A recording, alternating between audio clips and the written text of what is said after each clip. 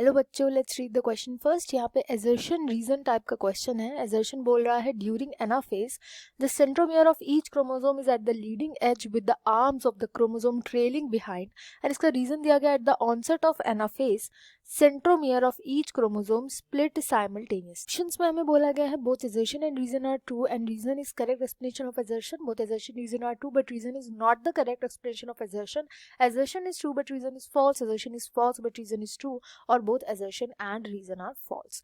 Basically assertion हमें बोला है कि एनाफेज के टाइम पर जो सेंट्रोमियर होता है ना हर एक क्रोमोसोम का, वो लीडिंग एज पर होता है। मतलब कि जो क्रोमोसोम के जो आर्म्स होते हैं ना उससे पहले जो पोल्स की तरफ को मूव कर रहा होता है ना वो क्रोमोसोम का सेंट्रोमियर होता है, जबकि जो पीछे जो सेंट्रोमियर के पीछे जो आर्म्स लगे हुए होते हैं ना वो सेंट्रोमियर से पीछे की तरफ को ट्रेल कर रहे होते हैं। एक तरीके से आप ये मान लो कि सेंट्रोमियर जो होता है ना वो रेल का इंजन मान लो, और जो आर्म्स होते हैं ना वो पीछे के डब्बे।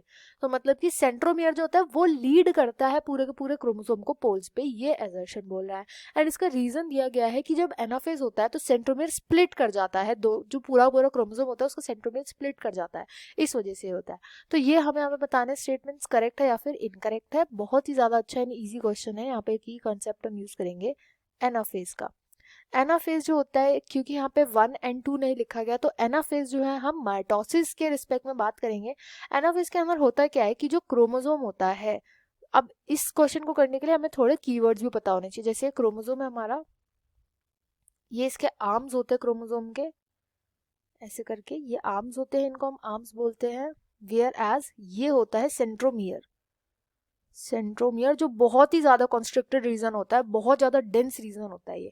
एक्चुअली यहाँ पर जो होता है, यहाँ पे कुछ लगा हुआ नहीं होता है जैसा हमने यहाँ पे बनाया हुआ, ऐसा कुछ लगा हुआ नहीं होता है, डेंस रीजन होता है बहुत ज्यादा क्रोमोसोम का। तो अब हम ये जो क्रोमोसोम है ना, ये chromosome at the time of anaphase क्या कर जाते हैं, ये अगर हम एक डायग्राम बनाए तो ये पहुंच जाते हैं ऑपोजिट पोल्स पे। यानी कि यहाँ पर जो, अगर हम इस एक क्रोमोसोम की बात करें, केवल इसकी, ये एक आर्म की अगर हम बात करें, तो इसको हम बोलते हैं सिस्टर क्रोमैटिड। सिस्टर क्रोमैटिड, ये दोनों की दोनों सिस्टर क्रोमैटिड होती है। जबकि अगर ये पूरा स्ट्रक्चर एक्स शेप का बनता है तो इसको हम क्रोमोसोम बोलते हैं। अब एनाफेज के अंदर क्या होता है कि ये दोनों के दोनों जो सिस्टर क्रोमैटिड होती है ना, सेपरेट करके पोल्स पे पहुंच जाती हैं। पहले तो ये मेटाफेज में इक्वेटोरियल प्लेट पर अरेंज होती है, बट फिर वहां से कहाँ की तरफ को जाने लगती है, पोल्स की तरफ को जाने लगती है। एंड ये जो पोल्स की तरफ जाती है वो स्पिंडल फाइबर्स की वजह से जाती है, जो स्पिंडल फाइबर्स अटैच्ड होते हैं इनके सेंट्रोमियर पे। तो ऐसे करके सपोज ये क्रोमोसोम है, तो ऐसे यहाँ पे जो स्पिंडल फाइबर अटैच करते हैं ना वो हमेशा सेंट्रोमियर से करते हैं, और ऐसे करके आपको कुछ माइक्रोस्कोप के अंदर देखने को मिलेगा। मोस्टली यहाँ पर जो शेप होती है वो वी शेप या एल शेप होती है। यहाँ पे जो माइक्रोस्कोप के अंदर हमें देखने को मिलती है, यहाँ पे ऐसे करके अटैच्ड होते हैं एंड ये इनके आर्म्स होते हैं। तो अगर आप ध्यान से देखोगे तो हमेशा सेंट्रोमियर जो होता है वो पहले की साइड, वो पहले पोल्स की तरफ वो फेस कर रहा होता है, एंड जो आर्म्स होते हैं वो पीछे लीड करते हैं। ये क्या हो जाएंगे, ये स्पिंडल फाइबर्स होते हैं, स्पिंडल फाइबर्स जो कि अटैच कर जाते हैं यहाँ सेंट्रोमियर पे अटैच करते हैं ये हर क्रोमोसोम के।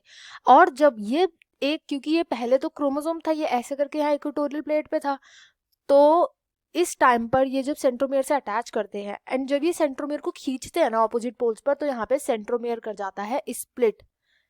स्प्लिट कर जाता है, दोनों सिस्टर क्रोमैटिड के पास सेंट्रोमियर यहाँ पे प्रेजेंट होता है, एंड सेंट्रोमियर जो होता है वो लीडिंग एज होता है, एंड जो आर्म्स होते हैं ना, ये वाले जो आर्म्स होते हैं ये ट्रेल कर रहे होते हैं पीछे। तो जो यहाँ पे assertion बोला गया है वो एकदम करेक्ट बात बोली गई है कि एनाफेज के टाइम पर जो सेंट्रोमियर होता है हर एक क्रोमोसोम का, वो लीडिंग कर रहा होता है, वो लीडिंग पोजीशन में होता है, जबकि आर्म्स जो होते हैं वो ट्रेल कर रहे होते हैं पीछे।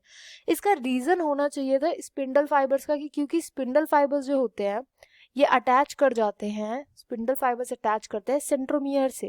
एंड वो सेंट्रोमियर, जब ये स्पिंडल फाइबर की ना शॉर्टनिंग होती रहती है, क्या करते हैं अपने लेंथ को छोटा करते रहते हैं, तो छोटा करते करते इसलिए ये ऑपोजिट पोल्स पे पहुंच जाते हैं। एंड ये भी याद रखना है आपको कि जो सिस्टर क्रोमैटिड होते हैं वो एक दूसरे को रिपेल भी करती है। सिस्टर क्रोमैटिड अगर कहीं पे भी प्रेजेंट होती हैं तो हमेशा एक दूसरे को रिपेल करती हैं। तो इस वजह से क्या होता है कि ये जो सेंट्रोमियर होता है इससे अटैच कर जाता है स्पिंडल फाइबर, यानी क्योंकि शॉर्ट होते रहते हैं तो ये दूसरे अपोजिट एंड पे पहुंच जाते हैं। ये रीजन होता है कि सेंट्रोमियर से क्योंकि अटैच होता है, सेंट्रोमियर पे सारा फोर्स लग रहा होता है यहाँ पर, इसलिए पहले लीड कर रहा होता है। द रीजन ऑल्सो यहाँ पे सही दिया हुआ है कि at the onset of anaphase, जब एनाफेज हो रहा होता है तो सेंट्रोमियर जो होता है वो स्प्लिट तो करता है, पर ये इस assertion का करेक्ट रीजन नहीं है। तो इधर ऑप्शन बी राइट आंसर हो जाएगा इस क्वेश्चन का। I hope you understood well. Best of luck and thank you.